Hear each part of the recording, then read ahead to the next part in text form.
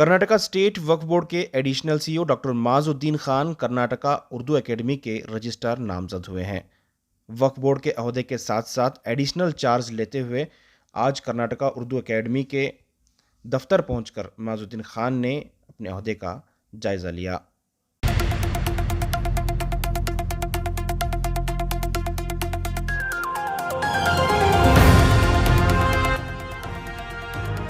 हाँ, मैं तो आज उर्दू अकेडमी को गया था।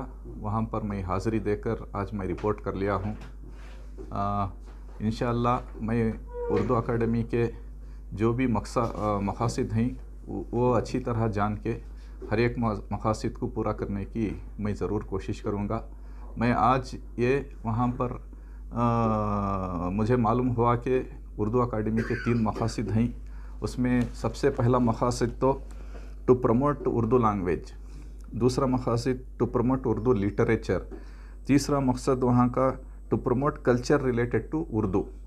और मुझे ये मालूम हुआ कि ये उर्दू ज़ुबान तो सिर्फ़ मुसलमानों की ज़ुबान नहीं है, ये सारे हिंदुस्तानियों की ज़ुबान है।